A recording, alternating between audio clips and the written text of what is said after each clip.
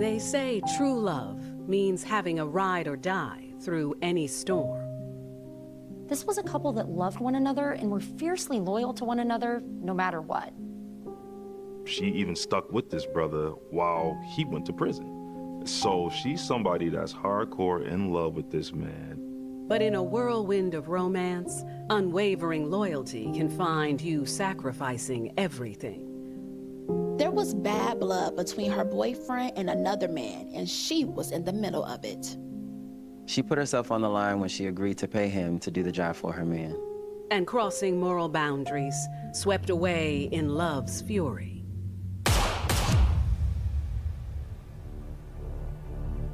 He was shot 9 times as he went to work.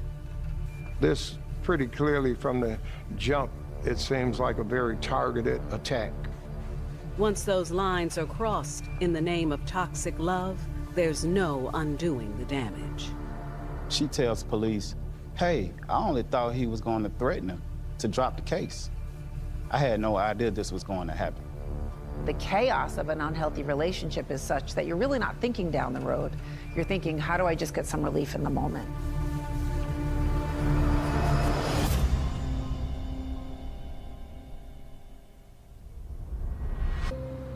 December 31st, 2014, Chicago, Illinois.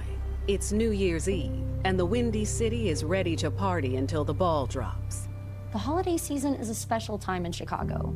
It's a chance for families to get together and enjoy the city's world-renowned institutions and attractions. It's a time of great anticipation and I would say reflection, you know, like, hey, it was a pretty good year, but next year is gonna be even better. You know, it's full of optimism and hope. Despite all that it has to offer, some parts of Chicago have a reputation for violent crime. The Stony Island neighborhood on the south side is a working-class community that has its ups and downs. Stony Island is a well-known area. Depending on where you are on Stony Island, it can be troublesome. But then you also have a pocket of people that's trying to do something in that area, trying to make things happen. At around 2:30 p.m. on New Year's Eve day, gunshots are heard near a rims and tire store in the Stony Island neighborhood. Employees at the shop call 911, and they say there was a masked man who has shot their coworker, Reginald Jones, as he was coming into work. 33-year-old Reginald Jones is still alive, but he is gravely injured. The employees at the tire shop throw him in the back of a pickup truck and rush him to the nearest hospital. These guys were trying to keep him alive, trying to help get him to the hospital. They realized that they couldn't wait for an ambulance because if they had waited, it would have been too late.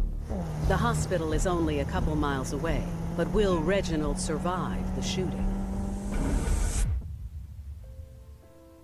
Reginald Jones has always been a respected man in his Southside Chicago community. This was a guy that was a family man, that was a church-going guy. He was very active in his church. He had 3 children, 2 boys, 1 girl. He was out there working, being a positive thing to his family and his community. Jones has been self-employed as a tow truck driver for around 8 years, working tirelessly to provide for his family. Reginald was always the life of the party. The love this family had for Reginald was obvious. This man was adored by his family, and everyone knew it. What Reginald's family loved most was his dedication to being a father.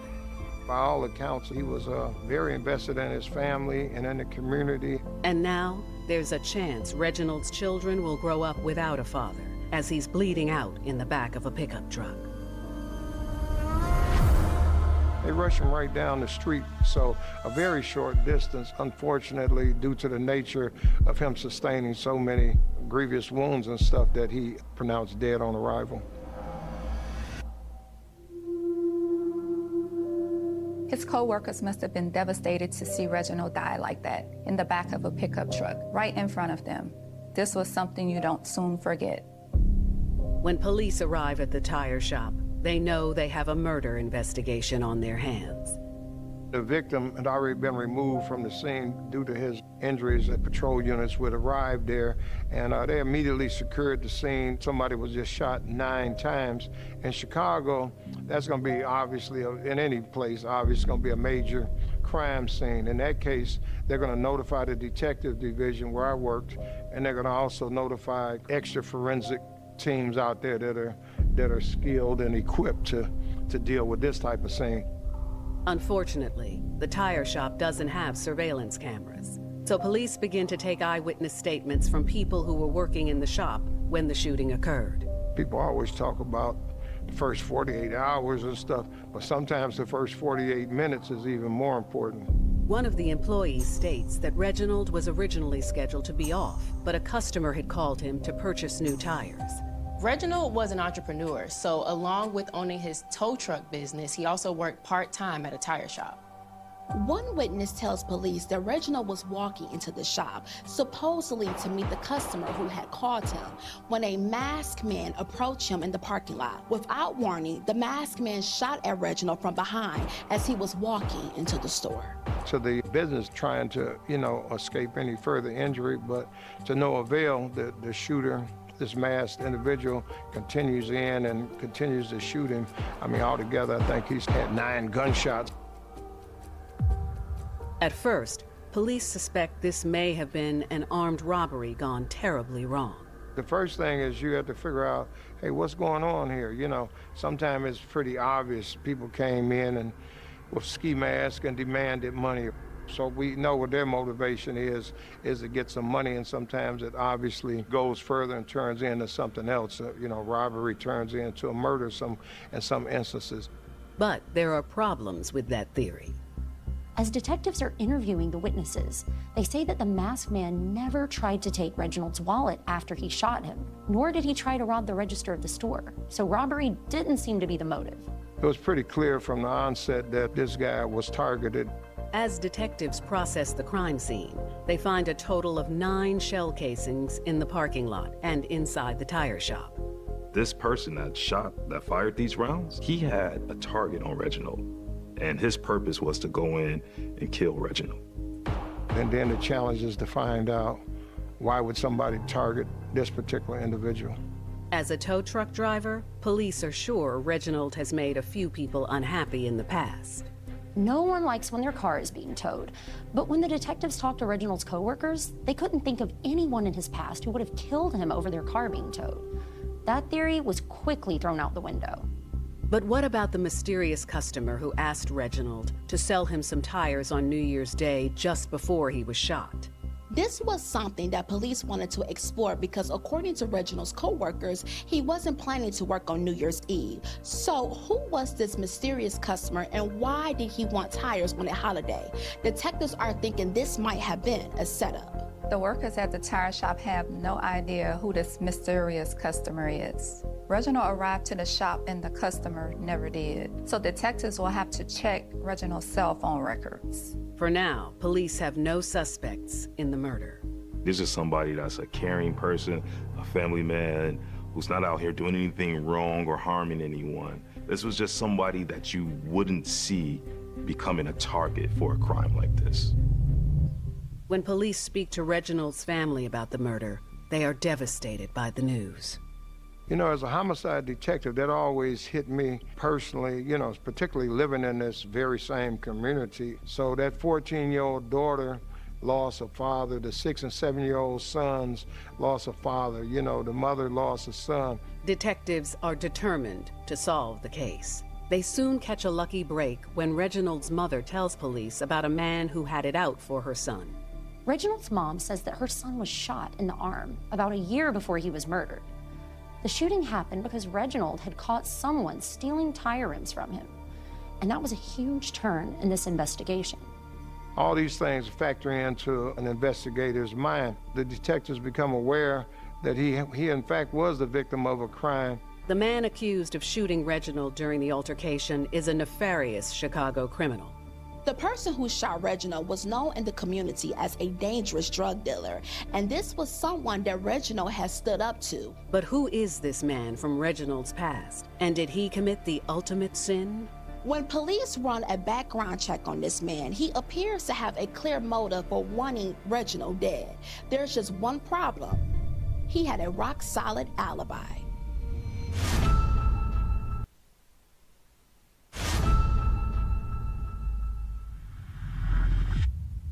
The brutal killing of Reginald Jones has left his family grief-stricken.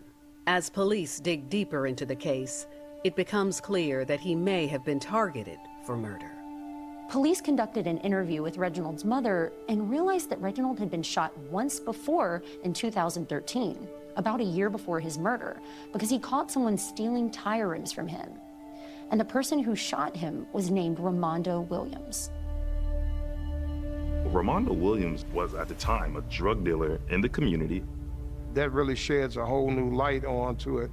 Well, here's somebody that would certainly have some angst. According to Reginald's mom, Ramondo had shot at her son, hitting him once in the arm. Reginald survived the gunshot, and Ramondo was arrested for attempted murder. After learning this information from Reginald's mother, police do an extensive search of their own records about the 2013 case. Here in Chicago, we also have something called the victim's file. So consequently, his name would get run in a computer. So the victim's file confirms everything the mother has told them about the beef between her son and Ramondo. There's just one problem. The file also tells detectives that Ramondo is currently in jail for the attempted murder of Reginald. So it would have been impossible for him to do the shooting. As police continue to review the report, it appears the tension between Ramondo and Reginald only got more serious with Ramondo behind bars. Ramondo is somebody that realizes if he gets pinned on this, he's gonna be behind bars for a while because he already has a rap sheet. So he's looking for anybody in his crew to help get him out of jail, meaning like, hey, let's pay off Reginald. But police learned from Reginald's friends that he'd rebuffed Ramondo's bribe. Reginald was saying, no, I want justice. You need to stay behind bars. You are not someone that is benefiting our community. Definitely not benefiting me by stealing from me. Since Reginald wouldn't accept the payoff, police are wondering, was ordering a hit on him Ramondo's next plan?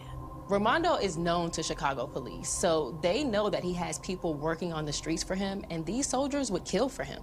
So police go to Cook County Jail to question Ramondo and see if they can put some heat on him.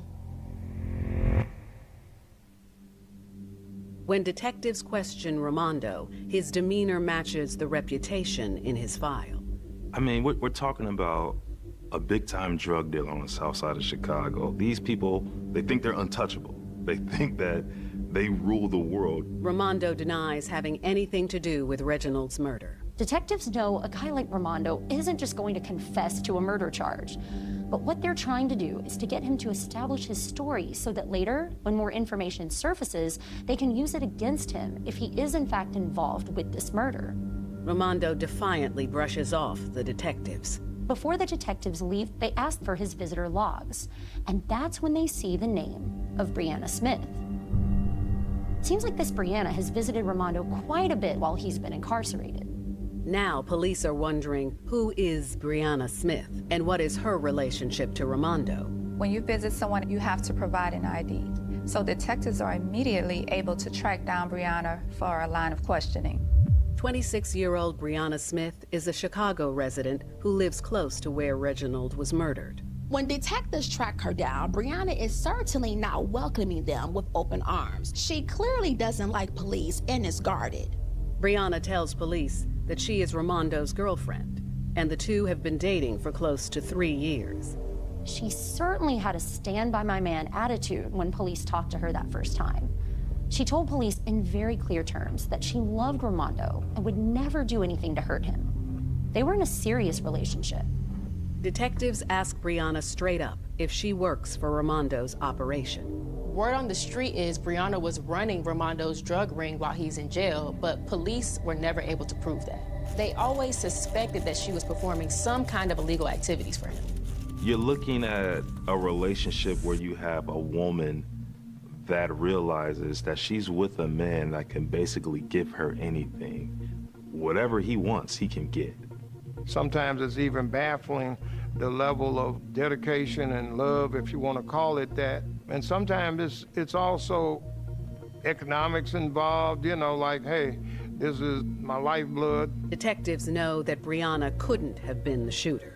Every witness on the scene said that the shooter was a man, so Brianna wasn't the trigger person, but that doesn't mean that she wasn't involved in some way. But police aren't letting Ramondo and Brianna off the hook so easily. Just because Ramondo and Brianna didn't do the shooting doesn't mean that they're removed from the suspect pool. They are simply shifted to the back burner of the investigation.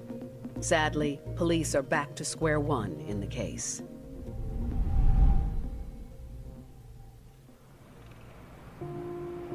At this point, the investigation is at a bit of a crossroad, so detectives have to start thinking outside the box. They need to start looking at other people who may be involved with this murder. So detectives decide to look at the tire shop's records, and a certain customer's name grabs their attention. Detectives open up Reginald's business books to see who he's done business with in the past. Specifically, they look at his business around the time of the attempted murder, 1 year before the actual murder.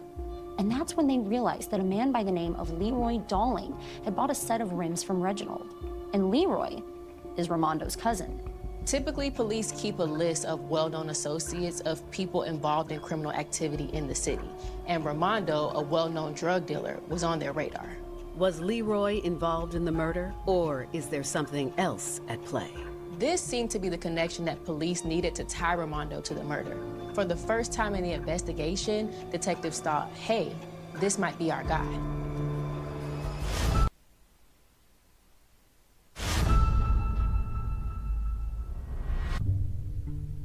It has been several weeks since the tragic death of Reginald Jones, and the police have yet to arrest a suspect, leaving his family and the entire Chicago community demanding answers.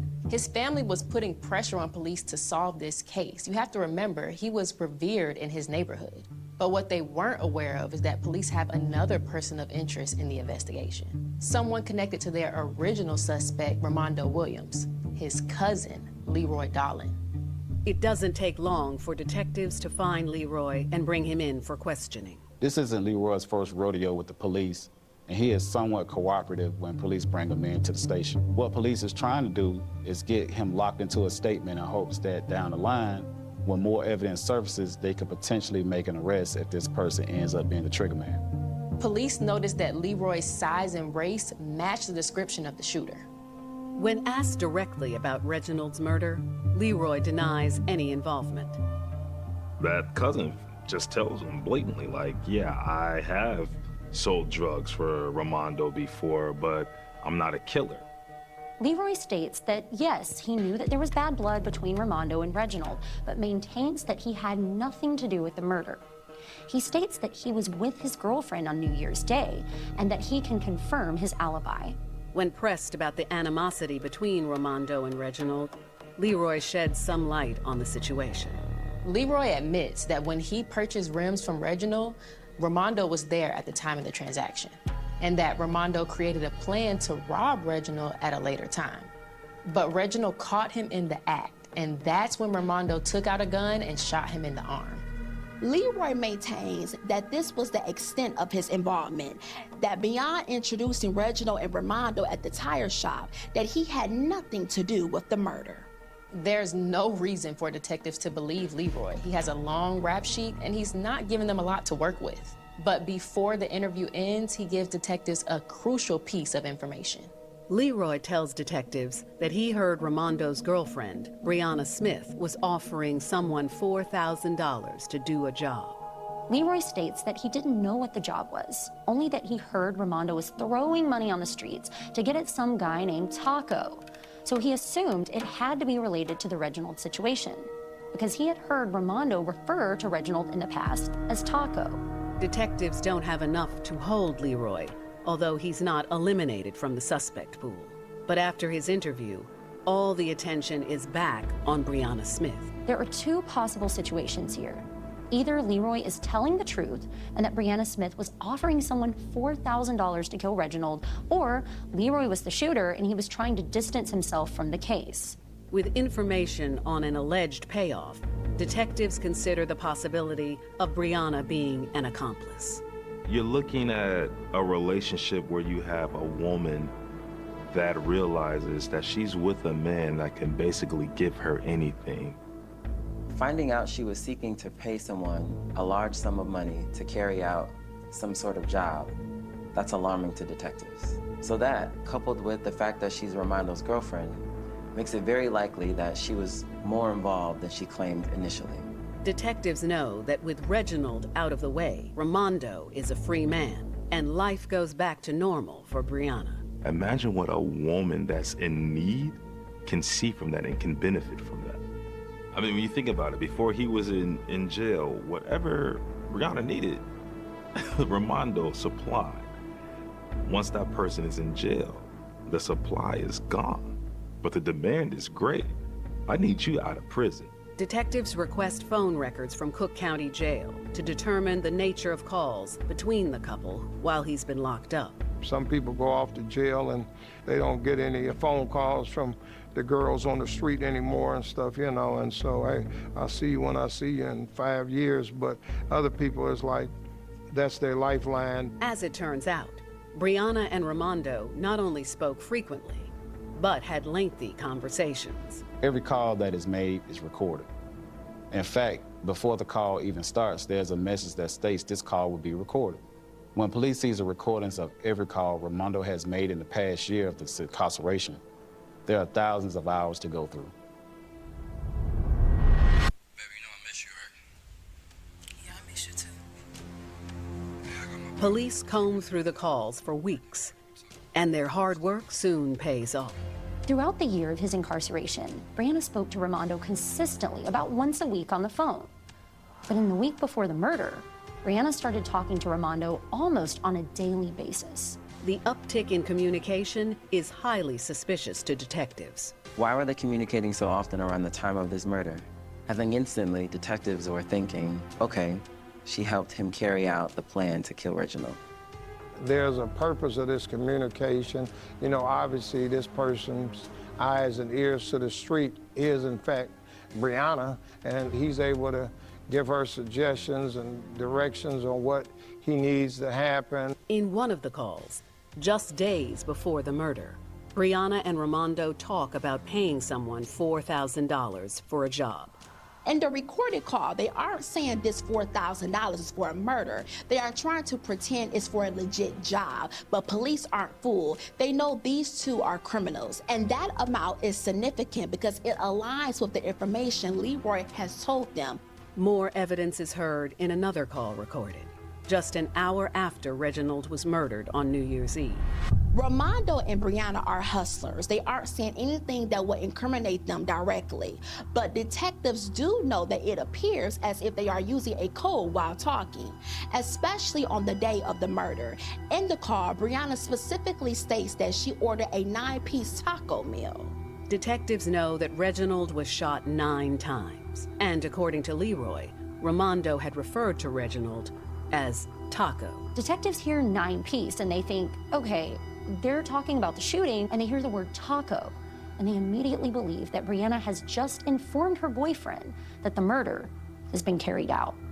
Every phone call that they had these recordings on, there was basically a plot, a setup, a ploy to try and have something happen without anybody knowing. But police still have a long way to go to prove that Brianna helped her boyfriend carry out a murder-for-hire scheme. And police have another problem on their hands. With Reginald dead, the charges against Ramondo from the 2013 shooting will be dropped. And he was smart enough to know that the case would be dropped if Reginald was dead. So Ramondo was set to be released from the prison.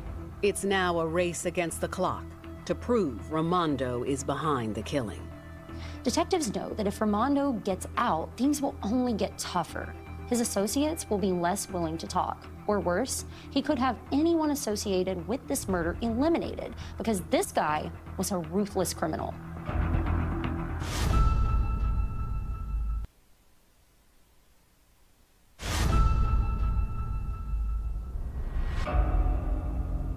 Investigators have uncovered compelling leads that suggest Brianna Smith may have helped her boyfriend orchestrate the murder of beloved family man Reginald Jones.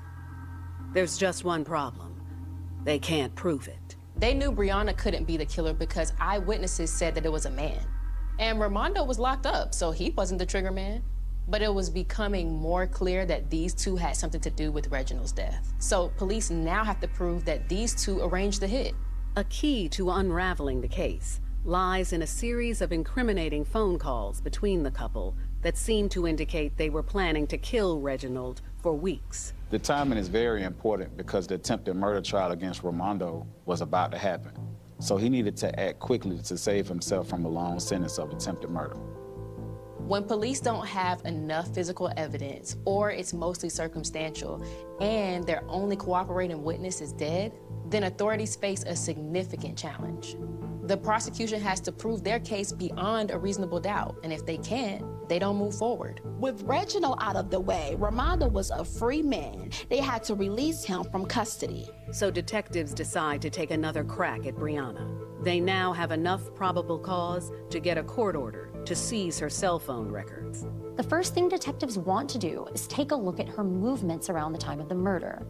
And what's interesting in this case is that Brianna's phone pinged off locations that Reginald frequented quite regularly, right around the time that he was murdered.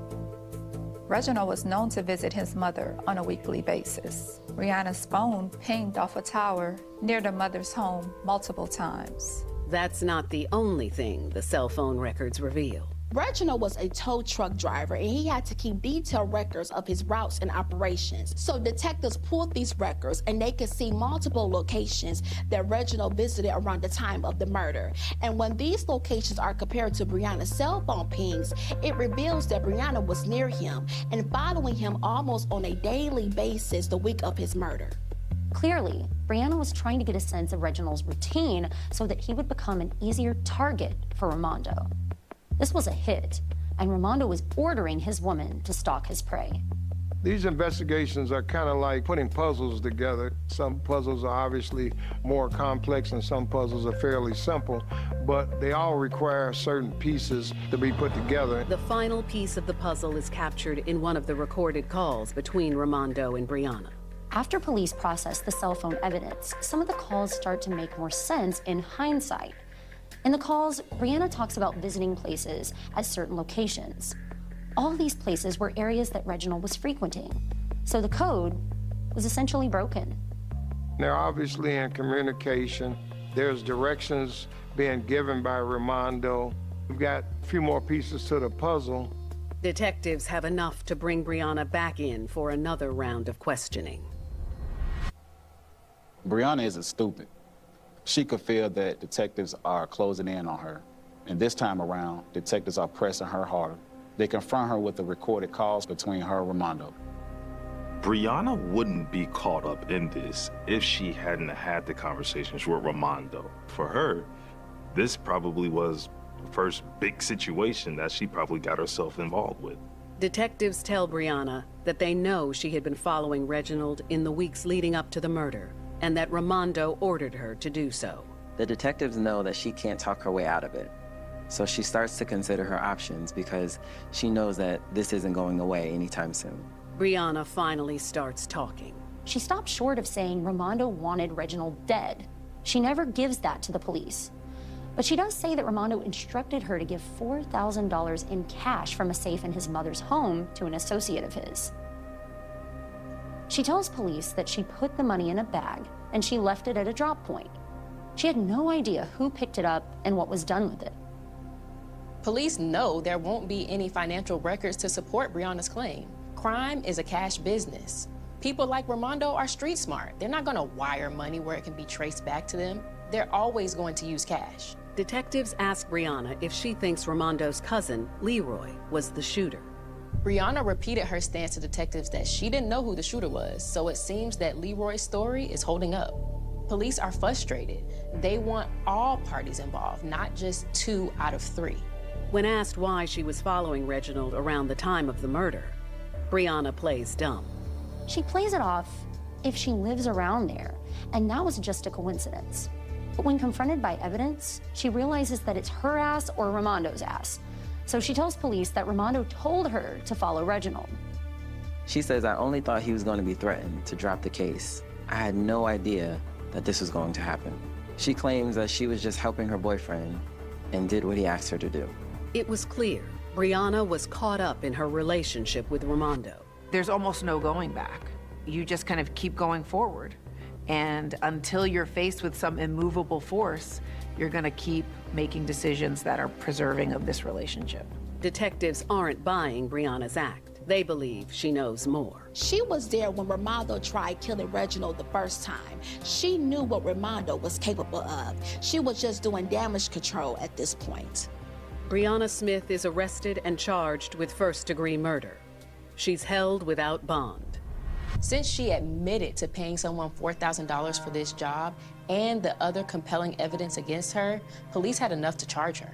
Without that confession, they wouldn't have been able to move forward with charges. The charges are very significant in this case because Brianna could go away for life for a murder she didn't commit. Police wanted to hold someone responsible for this senseless crime. Reginald's family is elated by news of the arrest. This was their brother, this was their uncle, this was their son. This was someone that was truly cared for. This was just somebody that you wouldn't see becoming a target for a crime like this. Everyone was happy that Brianna was behind bars for the crime, but there was still quite a bit of concern because Ramondo was still a free man. Reginald's family would not sleep easily with him still walking the streets. Police are eager to find Ramondo since they believe he's the architect behind the heinous crime. At this time, even with Brianna's statement, police still don't have enough to charge Ramondo because she never once says, "My boyfriend ordered me to have him killed." But Brianna isn't behind bars long before she has a change of heart. Brianna is in prison for a first-degree murder charge, and she lawyers up. And the lawyer calls the police and says, "My client's father has been threatened by Ramondo."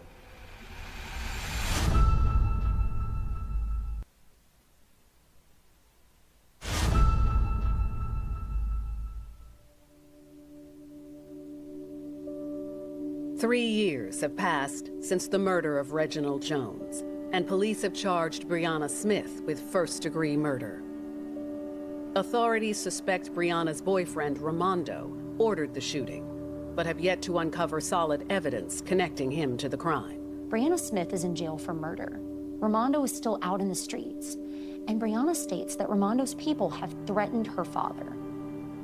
This poses a big problem to investigators because if Brianna recants her statements to the police, they essentially have no case against Ramondo, and he walks a free man.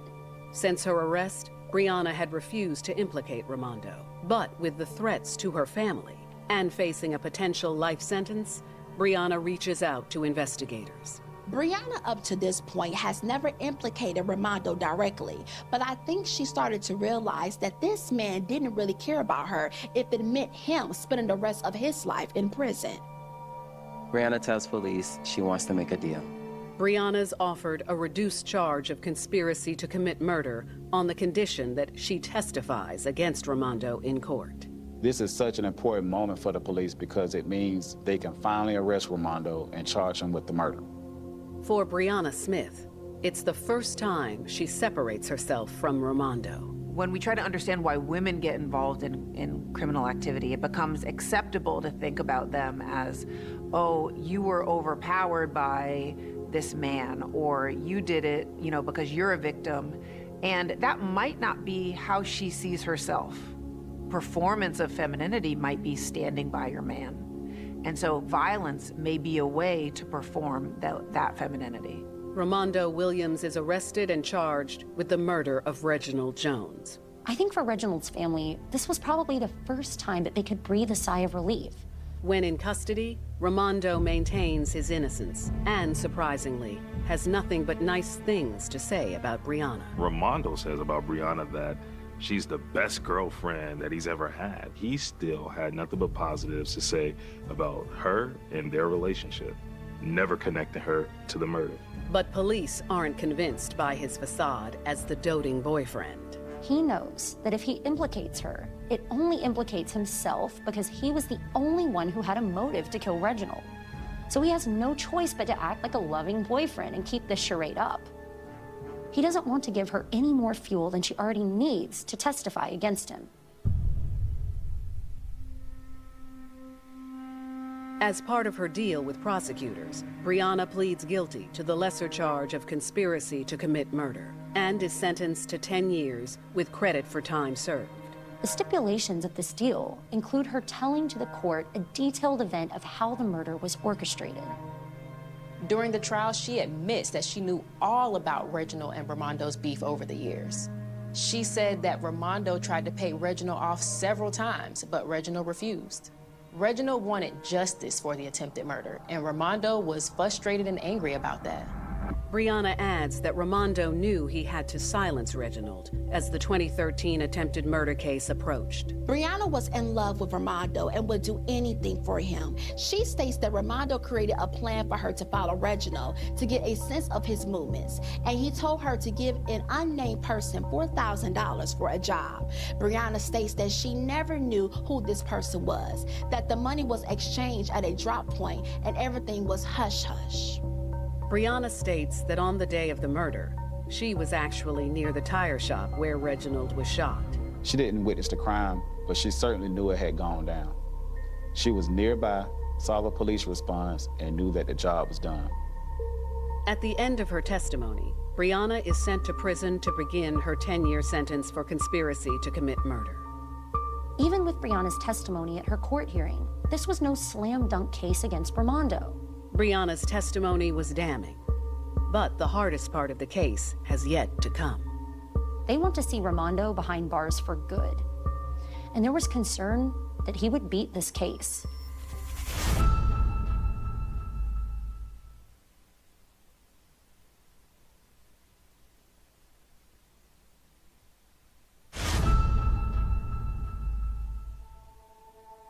After taking a plea deal, Brianna Smith testified against her boyfriend, Ramondo Williams, in the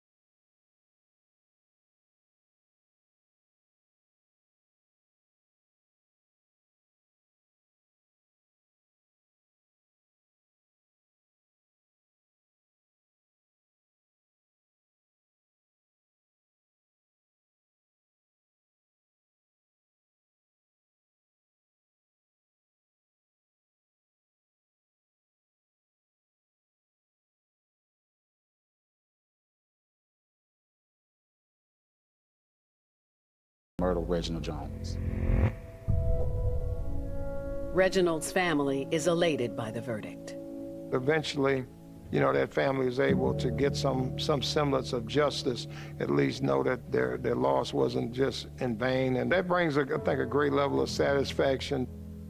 While the family is happy that Brianna and Ramondo are behind bars, they're frustrated that the actual shooter was never arrested. They got the main orchestrators of the crime, which was important. But for the family to know that the person who killed your loved one perhaps gets to live out his life as if the murder never happened, that's infuriating. There's nothing that can really make you forget that.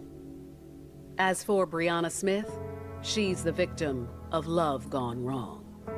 As she spends years thinking about these decisions, she might understand a different, how she got herself on this path.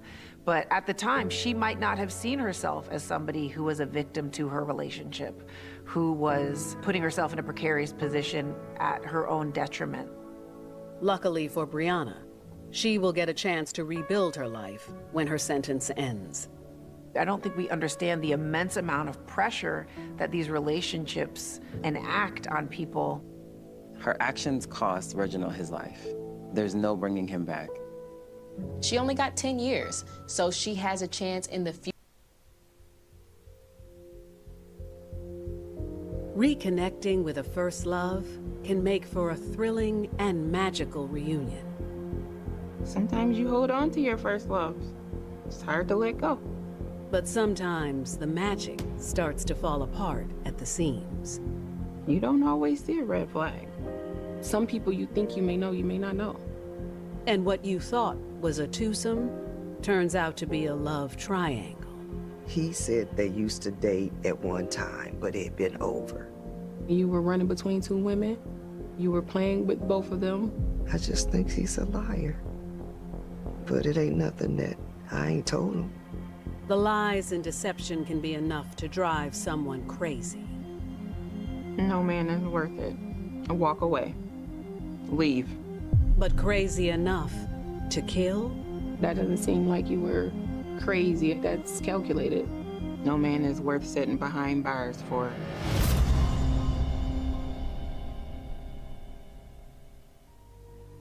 January 1st, 2017, Buffalo, New York.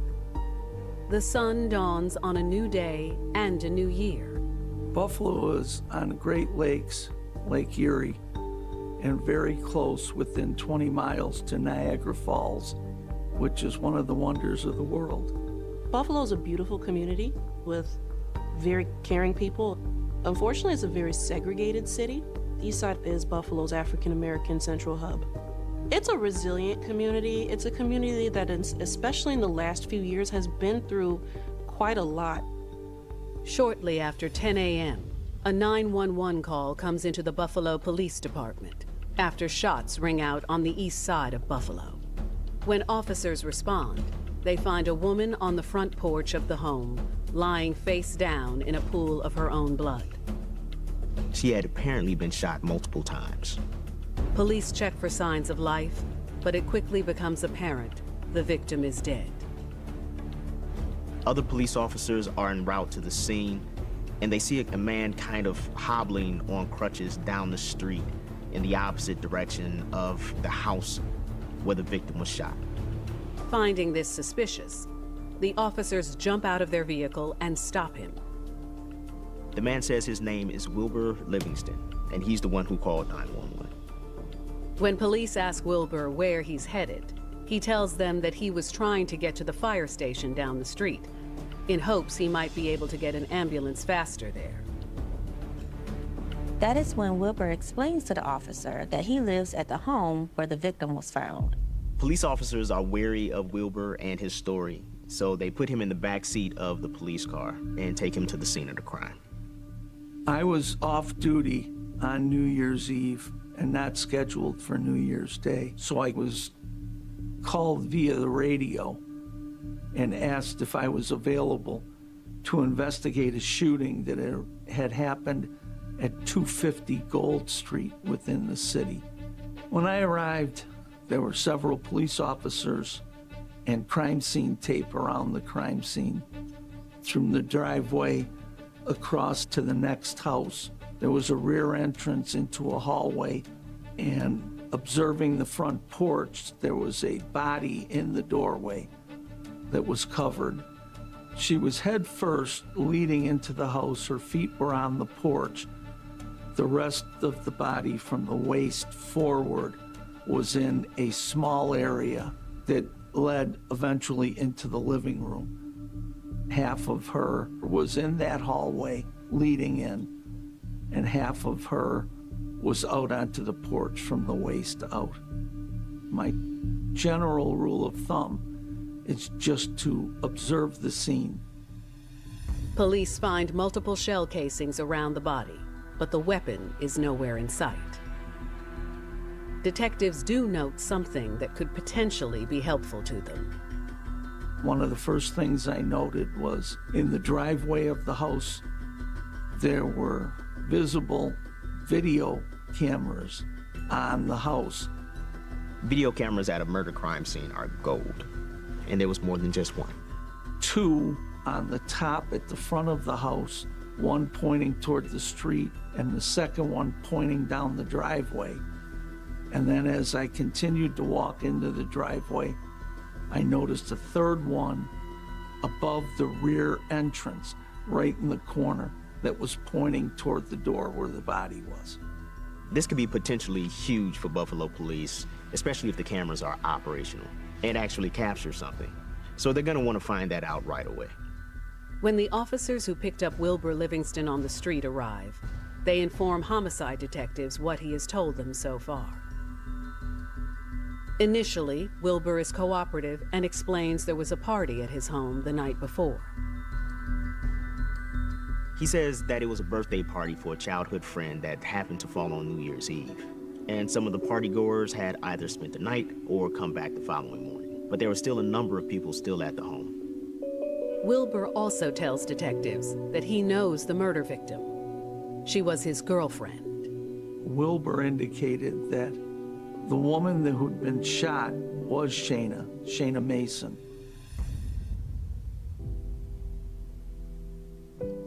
Buffalo resident Shayna Mason was a 30-year-old mother of 3, 2 daughters ages 11 and 7, and a 4-year-old son.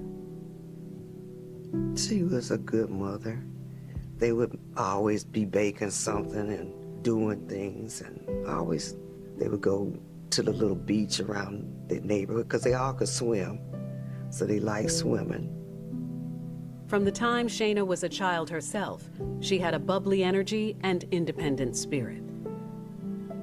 She always wanted to go out and do things on her, and if we was in the mall, and you try to keep your eye on her, and then she eventually try to slip away. I said, "Where are you going?" "I'm checking out all the scenery." I really never had no problems with her. We had one little incident, and I just said, there's a line right here, and on this side is the adult, on this side is the child. So if you step over this line, my job is to put you back over there. So decide which way you want to go. And she said, "I'll stay on this side." As a child, Shayna made friends easily and earned their lifelong loyalty. We used to call each other cousins. Normal thing to do. When you develop a close relationship, you're no longer friends, you become family. She was just loyal, sweet. That was literally my sister. That was my sister. She was a loving person. She was very family orientated, respectful, bubbly. She was just very positive. She was a little shorty, a little cheerful thing. Very quiet, but she was a quiet, outspoken person, if that makes sense. I would describe her as like a big personality that stayed out of the way. She was a private person. She has a lot of friends. Good to people. I've never heard anybody say a bad thing about her. She's very loving, very giving, but she's definitely private. Shayna was a good student, and she had dreams of being a nurse. But her plans got sidetracked during her senior year of high school. She got pregnant. I know we have these stories where in high school, like, "Oh my God, I'm pregnant." It wasn't like that. She was very, very excited to be a mom. In 2006, Shayna gave birth to a baby girl. Despite being a new mom, she was determined to graduate from high school and earn her diploma. She homeschooled, but she said, "I'm gonna walk across that stage." Even though she had that baby, she walked across that stage. I was very proud of her because, a lot of people, they don't do that. So, but she did it. And every chance I got, I would let her know, like, I'm proud of you. She's like, "For real?" "Yeah." 4 years later, Shayna gave birth to another daughter. And 3 years later, she had a son. You would think that she was older. She was very adult-like. She's like, "No, I gotta get back in the house. I'm a mother. I gotta do this, I gotta do that." It was always about her children. Everything she did was for her children. Taking care of people was in Shayna's DNA. She supported her kids by working as a certified nursing assistant at a nursing home in Amherst, New York. One of the residents wrote me a beautiful letter about how when they first came to the nursing home, the lady said her husband had a hard time adjusting, being in the nursing home because he wanted to go home. And then after he met Shayna, he said, you know what, I think I'm gonna stay here. And he told his wife, you can go home. So, she made him feel welcome. Although she was romantically involved with her children's two fathers, the relationships were not meant to be. Well, I didn't necessarily care for either of them. Yeah, first one just wasn't a good, respectful person. Shayna's friends say she was supportive of her men, to a fault. She was one of those girlfriends, that was gonna stick by his side and things like that. And she loved him. Friends say the situation didn't get better with Shayna's children's second father. The second one, it was the heirs. They put on heirs, but they're not really who they portray themselves to be. Well, he wasn't. And it was another thing, like, she loved him. He was okay, but you can just tell it's not, like, always a healthy situation. I think guys she dated, they're just not honest and truthful.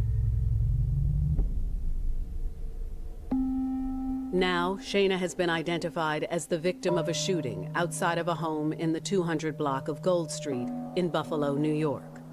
Detectives are questioning the partygoers who were there when Shayna was shot. The number one thing that they want to know is, what did you see and what do you know? But since everyone else was indoors when the shooting happened, no one seems to have seen anything. As police continue looking for evidence, the medical examiner arrives on the scene. We generally do not touch the bodies at a crime scene without the presence of the medical examiner. And I waited until the medical examiner came to inspect the body.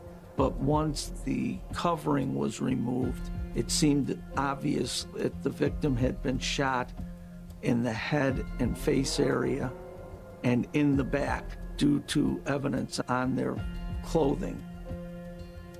But who killed Shayna and why? Hoping to get some answers, they turned to her family and friends. So the one person that police officers want to talk to, Shayna's boyfriend, Wilbur. They feel like he knows more than he's telling them.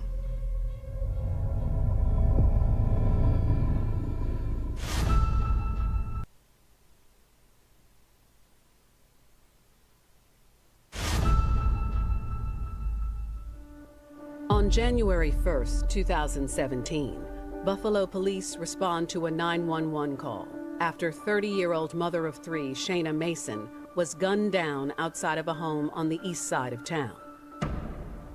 A subsequent autopsy confirms the cause and manner of the young woman's death.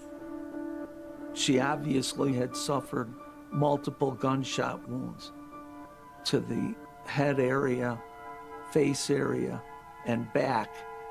What's clear to investigators is that this was no accident. Someone specifically targeted Shayna and wanted her dead. But why? Hoping to get some answers, they turned to her family and friends.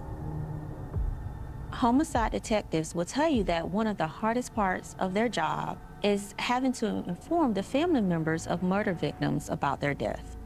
It's an essential part of their job to not only inform them, but also to find out if they have any information involved in the case. Detectives learned Shayna lived with her mother, Pauline Mason, who had been helping her raise her three kids. When they go to Pauline's home to deliver the tragic news about her daughter, she is devastated. That was my only child, so there's no other child for me. And she left at 30. Shanna's mom tells police officers that she doesn't know anyone who would have beef with her daughter. She has no idea who would want to hurt her daughter like this. Pauline tells police that Shayna had been working as a nursing assistant at a nursing home in Amherst, New York. She says, according to Shayna's co-workers, she was on her break at the time of the shooting.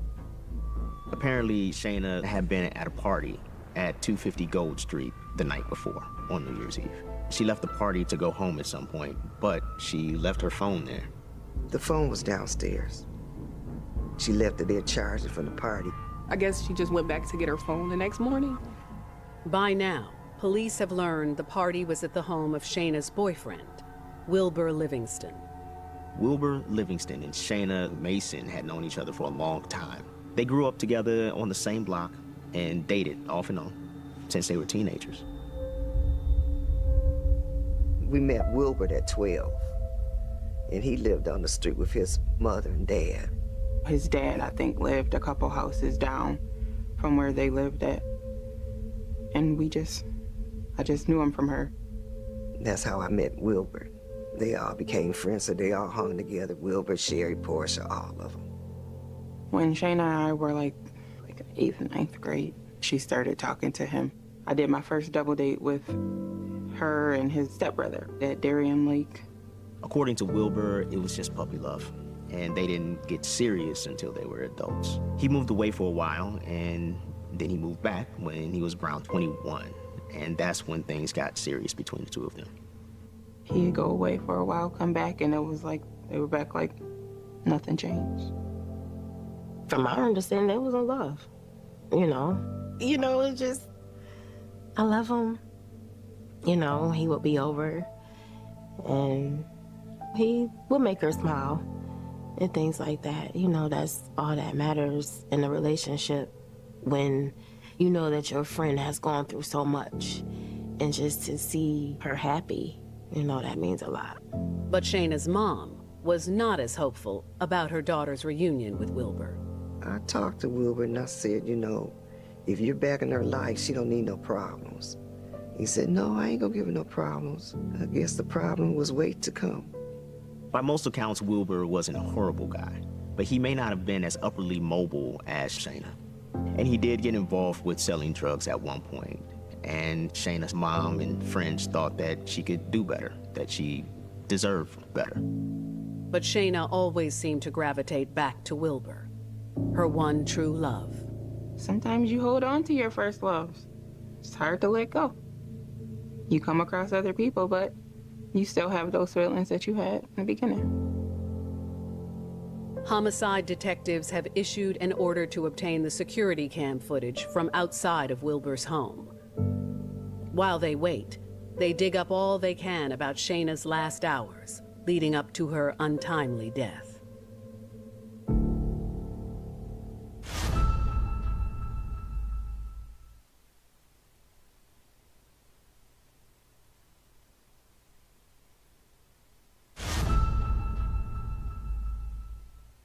Buffalo police are investigating the murder of 30-year-old Shayna Mason after the mother of 3 was gunned down on Buffalo's east side on New Year's Day. They've asked her boyfriend, Wilbur Livingston, to come to the station for an interview.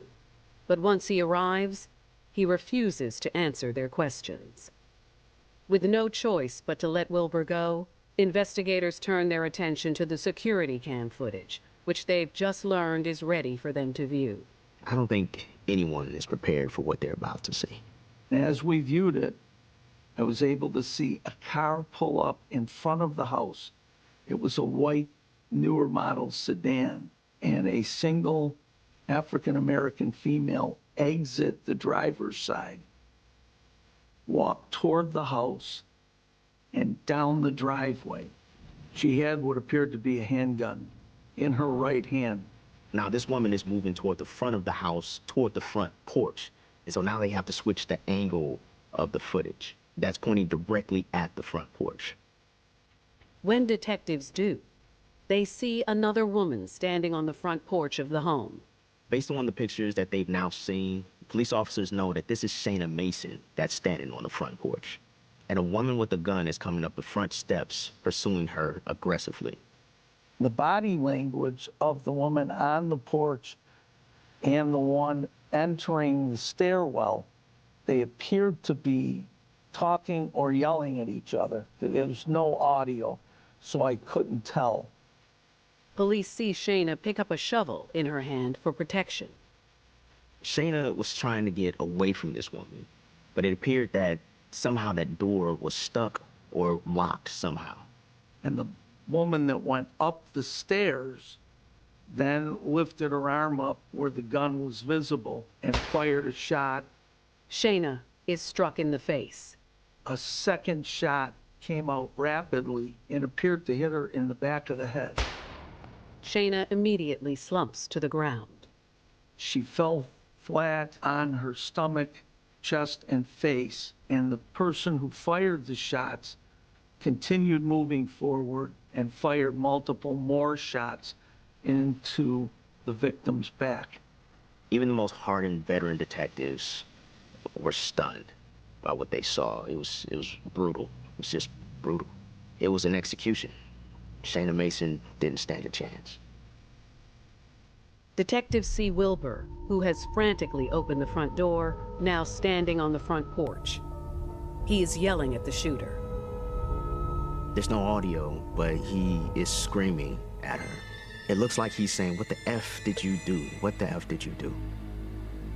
The shooter runs down the porch steps, jumps in her car, and flees the scene, with the gun still in her hand. After viewing the footage, there's no question that Wilbur was not the shooter. But who was this woman? Clearly, Wilbur knew this woman, and he knew that she shot Shayna. Why was he protecting her? Police are interested in re-engaging with Wilbur. It's obvious that he has the answers that they need. Most importantly, detectives want to identify the woman in the security cam footage. The woman who killed Shayna. This woman just committed cold-blooded murder on camera. And as far as they know, she's still armed and dangerous.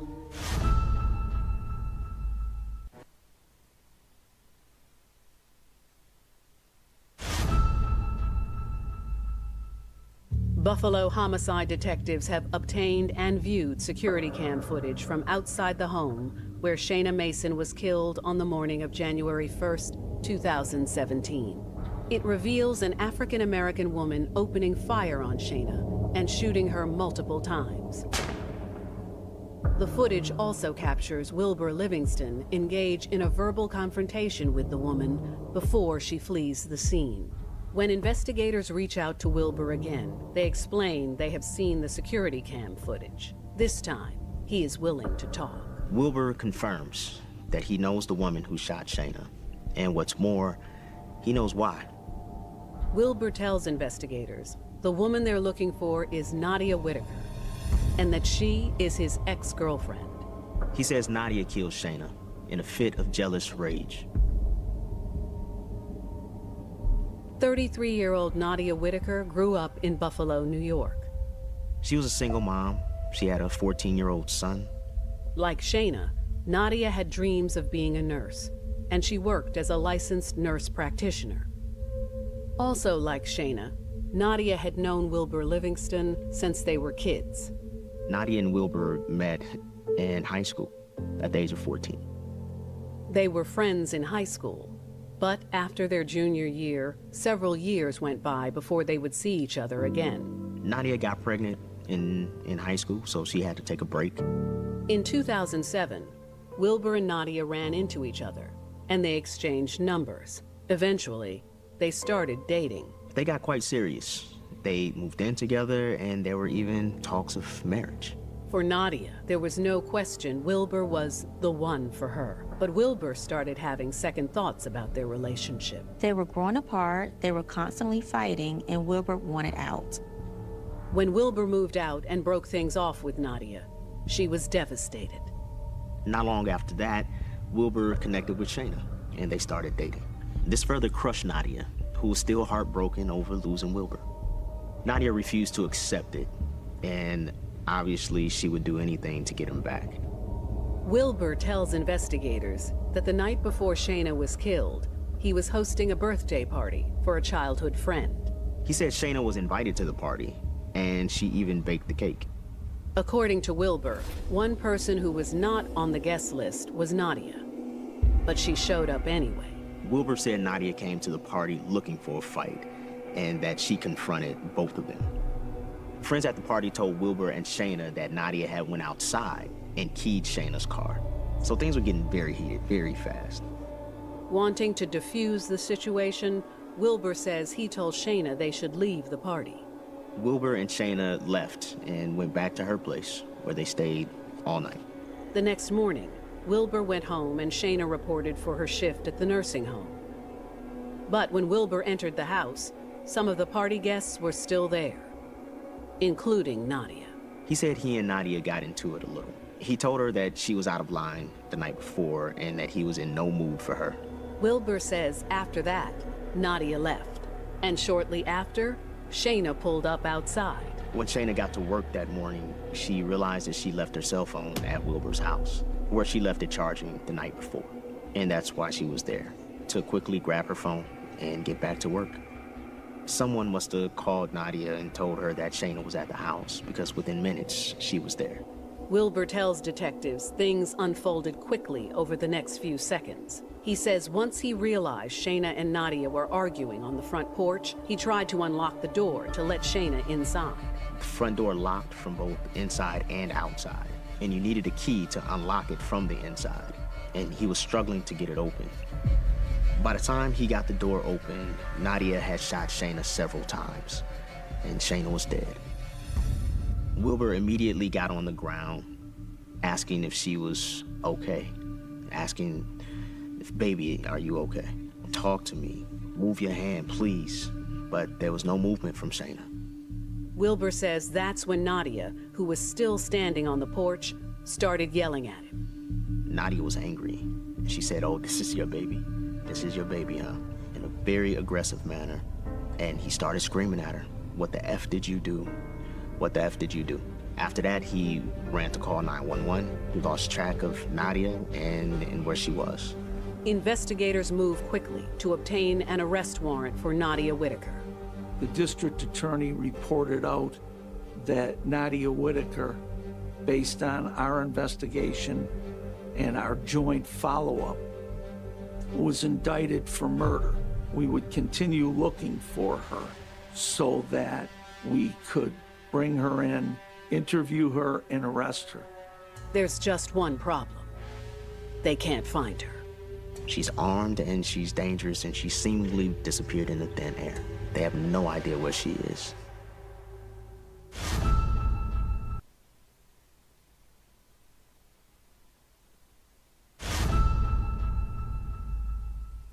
Wilbur Livingston has just told Buffalo homicide detectives that his ex-girlfriend, Nadia Whitaker, is the woman seen on security cam footage, pulling the trigger and shooting Shayna Mason in a fit of jealous rage. The Erie County District Attorney has issued a warrant for Nadia's arrest, but investigators can't find her anywhere. We continued to try to locate her, using normal methods, trying to contact the family, her place of employment, calling her phone, with the intention of interviewing her and giving her a chance to explain what had happened and any mitigating factors that may have driven her to what she did.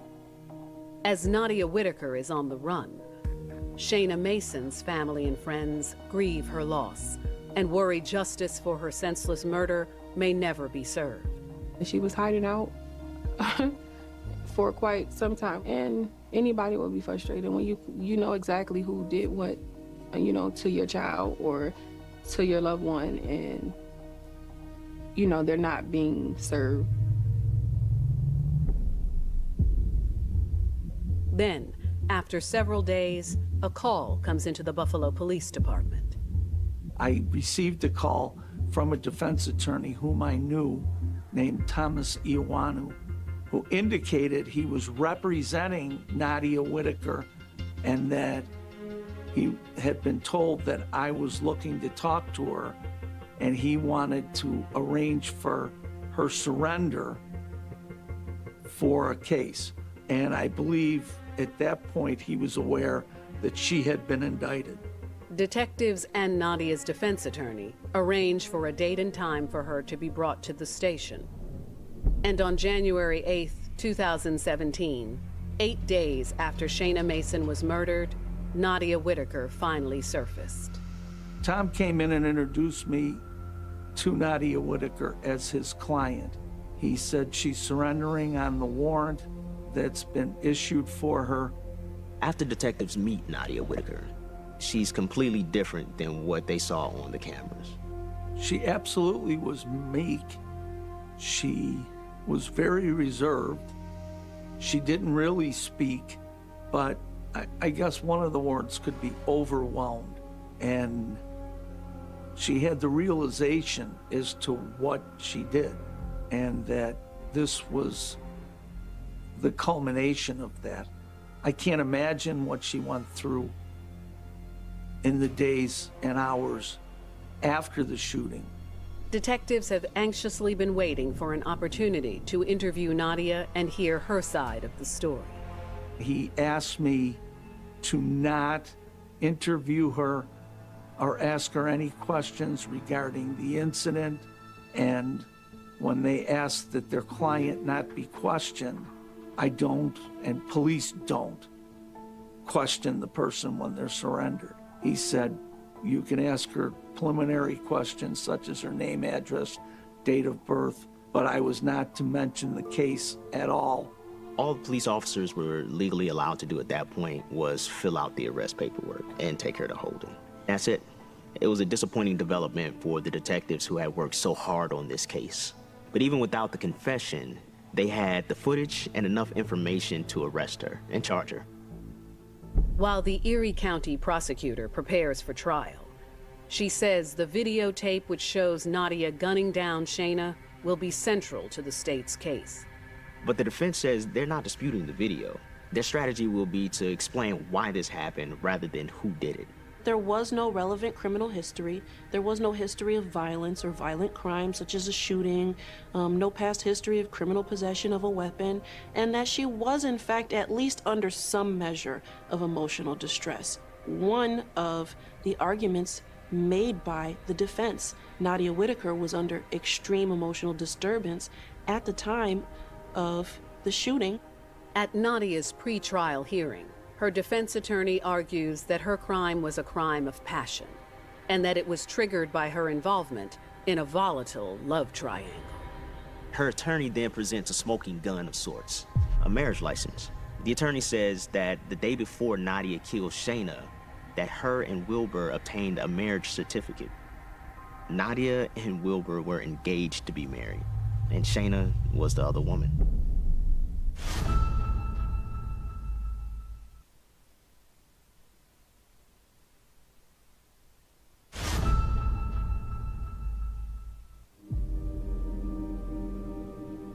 Nadia Whitaker has been arrested and charged in the brutal slaying of Shayna Mason.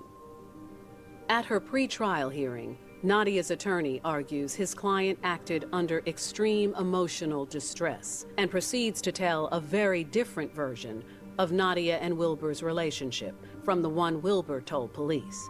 He says that his client was trapped in a 10-year abusive relationship with Wilbur Livingston. Wilbur had cheated on her numerous times and flaunted it in front of her. And this latest dalliance with Shayna Mason was no different.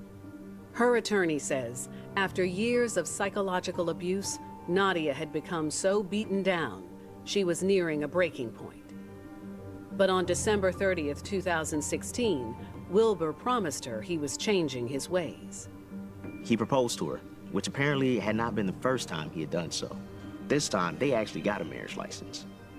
So Nadia had planned to announce their engagement at a party the next night on New Year's Eve, but Wilbur never picked her up for the party. Distraught, Nadia went to the Gold Street house, hoping to talk to Wilbur. But when she saw him there with Shayna, she confronted them both.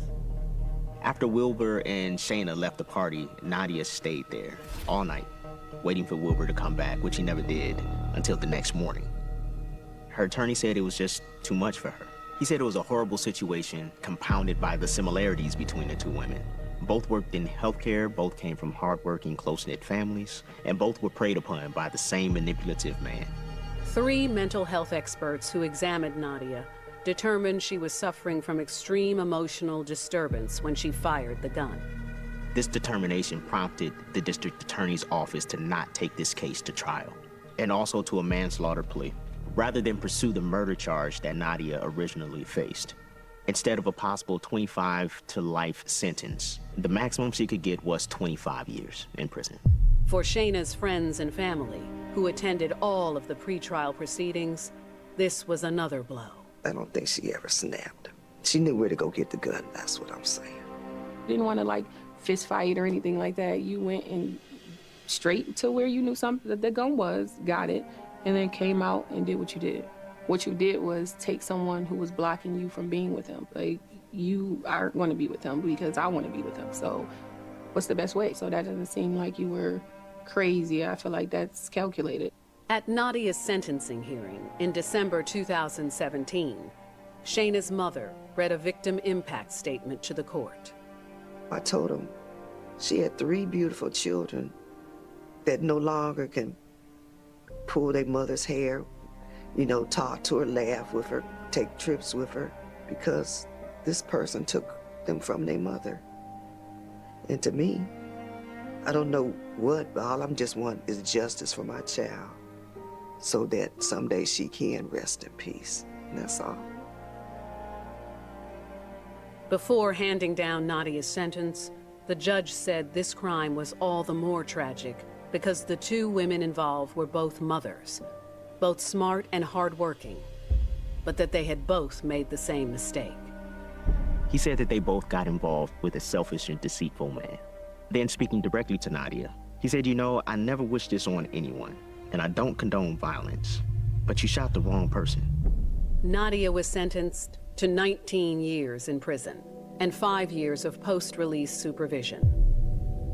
After the proceedings, Nadia's attorney said she should be freed in about 15 years.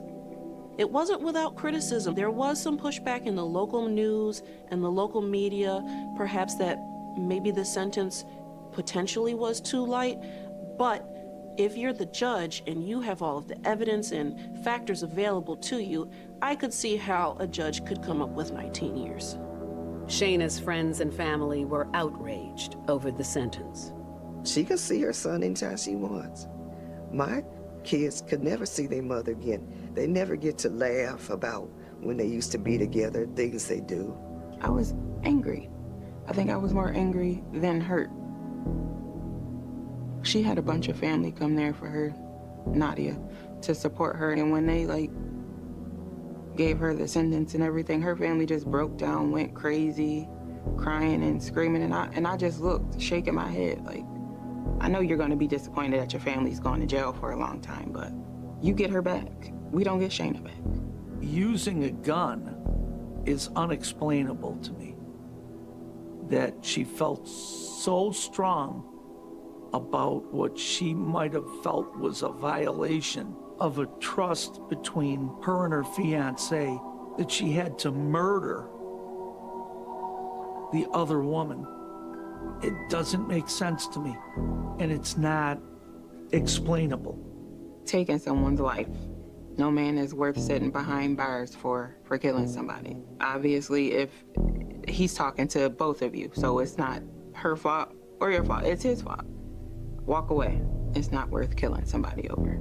All of this is for what? For what? Who's with Wilbert now? Are you guys married now? You're sitting behind bars. You took somebody's life for a man that you're not even with. Wilbur Livingston was not charged in connection with Shayna's murder, but he was later jailed on drug charges after being indicted in both Pennsylvania and Tennessee. Now, I'll be always grateful for them because they're still here. They still come see me, they call me, and I'm always mom or Nana, you know, to them. I feel like she's still around because I still have that connection with all her friends. While they will never get over her loss, Shayna's friends continue to show up for her family. I just feel bad for my grandkids. They don't have a mother. I couldn't imagine growing up without my mother. I'm a grandmother, but I'm not their mother. They all look just like her. They all have dimples in the same spot. They all smile the same. That's my Shayna. Her girls are beautiful. They're smart. They're growing. They're doing exactly what she would want them to do. She would be proud. I still write on her Facebook page like she's here, posting pictures like she's gonna see it. I guess I'm making sure, sitting there cheering them on for you. You still gotta love on the people you have here and continue to remember the people you don't have. I think, first